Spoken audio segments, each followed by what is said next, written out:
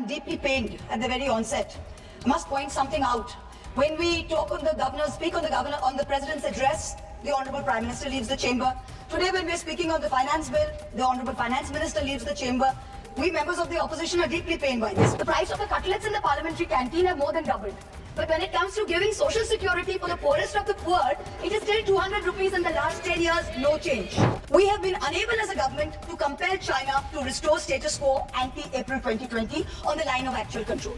We have been unable to deter Pakistan. In the last 2 months alone, over 50 security personnel and about 10 civilian pilgrims have been killed in Jammu. Similarly, I'm told in my matter, Mr. Adani on October 16, 2023, got my friend to his office in Ahmedabad and threatened him with dire consequences to file a fake affidavit.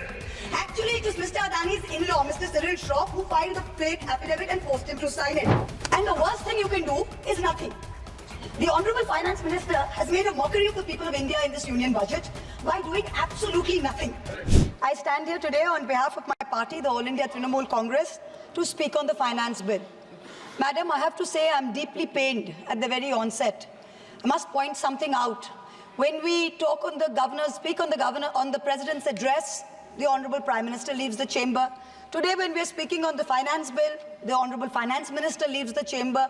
We members of the opposition are deeply pained by this. We hope that the government will take notice of our pain and be present in the House each time that we speak on relevant issues. Theodore Roosevelt, the 26th President of the United States, had said, in any moment of decision, the best thing you can do is the right thing. The next best thing you can do is the wrong thing. And the worst thing you can do is nothing. The Honourable Finance Minister has made a mockery of the people of India in this union budget by doing absolutely nothing. Whatever little changes are there are regressive and ill thought out. Means that the people did not want a business as usual approach. The people wanted a course correction. What have you done? You've not listened to the mandate. Vinash Kale Viprit Buddhi, you have done the exact opposite. You've kept the same cabinet, you've kept the same finance minister who's given the same shoddy budget. Who is this budget for? The middle class make up 31% of India. The poor make up between 60 and 65% of India. I will demonstrate how this budget systematically strangles the poor and the middle class. This is a kursi bajao budget, a save the chair budget for this government, and even that it doesn't do very well. Broadly, there are two types of taxes: direct taxes, indirect taxes. Direct taxes are known as progressive taxes. Why are they progressive? So income tax, property tax, investment tax on capital gains, these are done in a way that the richer you are, the more tax you pay. So they're kind of fairer. Sir, please. Sir. Sir, you're a chat person. What is it? Indirect taxes are regressive because everyone from the richest billionaire to the poorest laborer is paying the exact same tax. So GST, duties on petrol, duties on diesel are all indirect taxes. When we strive for a fair and equitable economy, we must have the balance of direct taxes and indirect taxes right. The US and the Europe broadly collect about 60% through direct taxes and 40% through indirect taxes. Some Scandinavian states with welfare models collect 70% through direct taxes, 30% from indirect taxes. In India, it is the exact opposite. 65% of tax collection comes from indirect taxes, where billionaires pay the same as the poorest laborers, and only 35% comes from direct taxes. Even within the direct tax bracket, for the first time in our country's history, salaried professionals and the middle class are sharing a greater tax burden than rich corporates. The middle class is contributing 55% of direct income tax. Not only is the middle class being taxed, but now with this budget, the savings of the middle class have also been taxed with removal of indexation and with a rise in the short-term capital gains. Investors who've made more than 11% return, we've done the calculation, that's about the threshold rate. If you have made more than 11% returns, so if you've made higher returns, then this new tax regime with the removal of indexation has happened is good for you.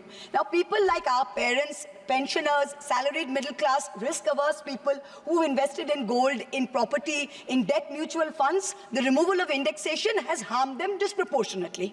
So the middle class has lost out. Debt mutual fund holders will end up paying more than 40% more tax because indexation is being changed from 20% to 12% for investments made before April 1st, 2023. So this is effectively penalizing those who've made low profits. You've anyway made lower profits. People think real estate has made enormous profits. If you look at RBI's housing index for the past 10 years, the average rise in property prices has been between 4.5% and 5%. So if the middle class is invested in property, that is below 11% return, so indexation is going to harm you. The current GST regime is irrational and iniquitous. There is 18% GST levied on life insurance and medical insurance products. The Honorable MOS Finance yesterday, on Monday, told this House that the government has collected 8,263 crores as GST on health insurance for the fiscal year 23-24 alone. This is blood money. Our Honorable Chief Minister Mamata Banerjee wrote a letter to the Finance Minister, to the Centre, pointing out that this is a completely anti-people tax. What is life insurance? What is health insurance? It is people guaranteeing and spending money and protecting against life's uncertainties, against accident, against injury, against ill health, against death. What are you doing? You are imposing GST, same rate that a billionaire pays, the poorest middle class person has to pay. So people are deterred from taking out new policies. People are deterred from continuing existing insurance. This should be removed at the earliest. Now let me now move on to what affects more than 70% of Indian citizens, social sector allocations. The general trend over the past decade, in every budget in the last 10 years, of which our Honorable Finance Minister has presented 7, has been in nominal terms, you have allocated more money to the social sector. But if you account for inflation and you look at real allocations, inflation adjusted, allocations have seen reductions of over 25% in the past 10 years. I'm going to look at real allocations, that is adjusted for inflation, for some major schemes in the past 10 years. Sarva Shiksha Abhijan, minus 18%. Rashtriya Madhyamik Shiksha Abhiyan, minus 9%. ICDS, which affects every child, it's a school scheme, minus 34%. Mission Anganwadi, minus 5%. PM Poshan, minus 45%. PMGSY, those of us who have rural areas, the Pradhan Mantri Gram Sadak Yojana scheme, minus 47% reduction in real terms. The National Social Assistance Program, minus 20%. The combined expenditure on 5 social schemes, the top 5 social schemes as a percentage of GST, of GDP, has declined from a peak of 0.93%, so almost 1% of GDP in 2009-10. Do you know where it is today in 23-24? It is 0.36%. It is only a third of what it was in 9-10. The Manrega budget during COVID, when the centre was telling all the states, please give employment to the labourers, they are going back. The Manrega budget in 2021 was 0.6% of GDP. Do you know what it is today? 0.26%. No, shame. Specific budget figures for 24-25 are shameful.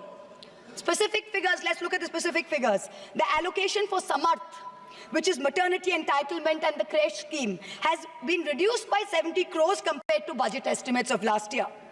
The budget for the National Social Assistance Program, for again those of us with rural areas, you know how important this is.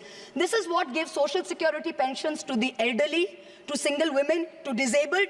This is unchanged from last year at 9,652 crores. 9,600 crores, same as last year, no adjustment for inflation.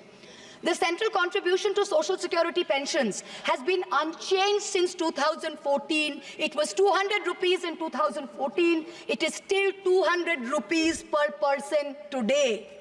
The price of the cutlets in the parliamentary canteen in the last 10 years have been adjusted for inflation with the government's approval. The price of the cutlets in the parliamentary canteen have more than doubled. But when it comes to giving social security for the poorest of the poor, it is still 200 rupees in the last 10 years, no change. This budget's allocation, there is no room for higher salaries for Anganwadi workers. Their salaries have been unchanged since 2018. No room for higher honorarium for midday meal cooks. You have to understand a lot of the women in villages depend on only Anganwadi sectors and midday meal sectors for any source of employment. There has been no higher allocation for supplementary nutrition given to children. The National Food Security Act, the NAFSA, mandates coverage of 67% of the population through PDS. The Prime Minister has very proudly proclaimed that this is a food surplus country. Fine. Then why have we not increased the population covered under rations? Since 2011, you have not had a census. Since you have not had a census, you have not increased the number of people being covered under rations. Also, one very important question. Why is the central government blatantly defying the directions of the Supreme Court? We went to the Supreme Court on the migrant workers case. The Supreme Court gave an order, a direct order to the central government, that the central government is to give rations to 8 crore migrant workers of the unorganized sector who have been left out of the food security net. The last hearing was on 16 July 2024. Court again said that you have to please give money to the states which have issued additional cards, ration cards. But there's no room in the budget for this. There is no allocation. In this rush to protect its own chair, the government is making a very dangerous mistake, which is it's not giving enough to protect our borders. Military experts have repeatedly warned us that India's military capability has to be modernized because we are fighting on two fronts. One is against China, we need a dissuasive deterrent. Against Pakistan, we need an offensive deterrent. The budgetary allocation for defense in this budget is 6.22 lakh crores. This is a marginal decrease of 2,000 crores compared to revised budget estimates. We have reduced it by 2,000 crores. This year's allocation, the budget defense allocation, is 1.9% of GDP. This is the lowest since 1960, the lowest. Shame. Despite many economic constraints, past governments had always given close to 3% of GDP, which is the universal norm for defense. Over the last decade, ever since this government's been in power, it's been hovering around 2%. We have been unable as a government to compel China to restore status quo ante-April 2020 on the line of actual control. We have been unable to deter Pakistan. In the last 2 months alone, over 50 security personnel and about 10 civilian pilgrims have been killed in Jammu. Capital expenditure on military equipment, 1.7 lakh crores. On paper, this shows that it's almost a 10% increase. What we haven't taken into consideration is this increase was largely due to Russia's inability to supply contracted weapons to us because of the Ukraine war. If we take into account inflation and we take into account the rising dollar rate, we're almost flat. The gap between projections made by the armed forces and between actual allocation is 17 to 23%. That's the gap. कुर्सी बचाने में आप मस्त थे, देश को भी देखिए. We need close to 3%, 2.5 to 3% of GDP to defense. This is something that the country needs to look at. The Honorable Finance Minister started off her speech by talking about the focus on Annadata or farmers and how much this government has done for farmers. The Economic Survey of 24 says 42.3% of Indians depend on agriculture. That's 600 million people, that's 60 crore people. If I looked at the Economic Survey, 22nd July, very carefully. What did the headline say? The headline says, agricultural sector has registered an annual average growth rate of 4.18% in the last 5 years. But then I needed to read and read and read, and in the fine print was written that last year was only 1.4%. So 4.18 over last 5 years is anyway, when you compare it to inflation, is nothing. But when you compare last year's growth of only 1.4%, what is it saying for 60 crore of our people who depend on farming? Productivity and resilience in agriculture was one of the first themes, priority number 1, according to the Finance Minister's budget. She had made 9 priorities. This was priority 1. But the provision for agriculture and allied sectors is only 1,52,000 crores. Whereas the provision for one bullet train from Ahmedabad to Mumbai is 1,08,000 crores. Please look at the comparisons, everybody. Priority 2, Finance Minister said, is employment and skilling. This government has got the worst track record of creating jobs. India has more jobs in the informal sector, not in the formal sector. The budget is talking of an internship program with the top 500 companies. This is a joke. The top 500 companies employ 70 lakh people in total. That is 1% of the total workforce. Our workforce is about 57 crores. You are expecting companies which have a total which employ 70 lakh people to give employment to 1 crore interns. Please let us know how this is going to happen. I'm really curious. The real problem is somewhere else. The real problem is that 10.3 crore youth have basically become so dejected, they have given up looking for jobs. The finance minister, she mentions skilling loans, she mentions education loans. Skilling loans are for 25,000 people, education loans are for 1 lakh people. The country has 140 crore people. Now, what are we doing? Priority 3, according to the finance minister, inclusive human resource development and social justice. In this section, the budget says, first on Bihar, we will support expressways. What you're not saying is that you will make expressways which will charge very high tolls. So you are recovering the money, you're not doing anyone a favor. You're charging back-breaking tolls. You might give another bridge which might collapse. Yes. You will set up another power plant, which like Jharkhand may also be outsourced to a favorite businessman. Correct. He can be given a nice juicy PPA and sell more imported coal. Secondly, on Andhra, there are no grants, but only loans, that too from multilateral agencies. So basically, dollar loans will be given to Andhra Pradesh, which future generations will have to pay back with interest. There was also another sweeping statement. Grants for backward regions of Rayalaseema, Prakasam and North Coastal Andhra, as stated in the Act, will be provided. I looked in the entire demand for grants with a tooth comb, with a microscope. And I looked at the expenditure budget, nothing was provided anywhere. I don't see the intelligent people of Andhra being fooled by this. Priority 4, manufacturing and services. The finance minister has devoted an entire section on how MSMEs are a priority. I believe her, yes, it should be a priority. But I'm very confused. Most medium and small enterprises are either proprietorships or partnerships. Madam, can you please explain why these proprietorships and partnerships are taxed at higher rates than companies? This makes no sense. Is the A-team the only businesses who are sending truckloads and tempo loads? MSMEs are not sending, is that the problem? And also the government needs to get rid of the bizarre 29A of the Insolvency and Bankruptcy Code, because it is killing companies that are in trouble. It does not allow promoters to propose a resolution plan. As long as we have this code, promoters cannot propose a resolution plan. We need to get rid of this. Priority 5 in the finance minister's speech, urban development. The Prime Minister had said every citizen will get a house by 2022. We are now in 2024 and we are still making allocation for 3 crore more houses. Yes. Can you please tell us how many more houses we need and when it's going to be done? Let's get this over with. 2047. Priority 6, energy security. The less I speak about this, the better it is. Energy security is security for best friends. It's created by allowing best friends to import low-grade quality coal, mark it up as high-grade quality coal, and sell it to state development corporations at the cost of the country's environment, at the cost of the health of our citizens. Priority 7, the finance minister said, was infrastructure. She announced in a true style of Shagun that she's gifting the nation 1,11,111 crores. 111,111. This is flat on last year. Sadly, most of this will go towards crony capitalists. You'll make roads that have potholes, you'll have airports that leak, you will have bridges that fall out, and the taxpayer will pay for this. The budget speaks of private sector participation. But remember one thing, they bid out 6 airports to one company for a fee to be paid by the government. Then they created a policy that allows the regulator to keep increasing the user development fee. So actually, it's the flying public of India that are paying for this. Priority 8. Innovation, research and development. Grand words, these are just grand words. The finance minister seems to have forgotten that most entrepreneurs register their product and software IPs in foreign countries like the US, since IP registration system for patents is a complete failure in our country. Unless you fix patent registration, this is not going to happen. The last priority she talks about is next generation reforms. This is also another Jamla.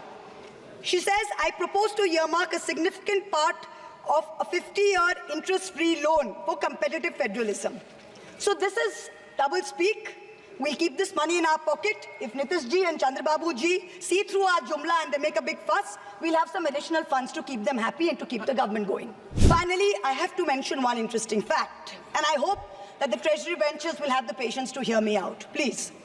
I wholly agree with the finance minister on one thing. The budgets for the CBI and the ED have been reduced this year. And I was wondering why. Is it because the voters didn't like the fact that you were using the CBI and the ED to go after the opposition and file fake affidavits? Or is it because you have outsourced the CBI and the ED completely to a businessman in Ahmedabad who's controlling the whole thing? Why have you reduced it? Number one. The former Maharashtra Home Minister highlighted how BJP leaders and agencies have threatened him to filing a fake affidavit. In the case of Sandesh Kali in West Bengal, the women have confirmed on video that BJP leaders forced them to file fake statements. Similarly, I'm told in my matter, Mr. Adani on October 16, 2023, got my friend to his office in Ahmedabad and threatened him with dire consequences to file a fake affidavit. Actually, it was Mr. Adani's in-law, Mr. Cyril Shroff, who filed the fake affidavit and forced him to sign it. Even today, every mid-level official in Adani's office calls mid-level officials in the CBI and says, 161 statement change karaiye, aapka sir ko bulaiye, madam ke against mein statement dijiye. I am telling the CBI via you, madam, please take a 164 statement once and for all. Don't keep calling back people at Adani's behest to change 161 statements to implicate me. It's going to get you nowhere. Let us reduce the CBI and the ED budget to zero. Let us, Mr. Adani, pay the full 1,500 crores. Let us outsource it completely to him. End of story. In short, this Kursi Bajao budget is a desperate attempt by the government to stick its head in the sand and act like that the mandate of 2024 never happened. But the coming days are going to prove the instability of this government and the inefficacy of its economic policy. We wait for that day. Thank you very much, madam.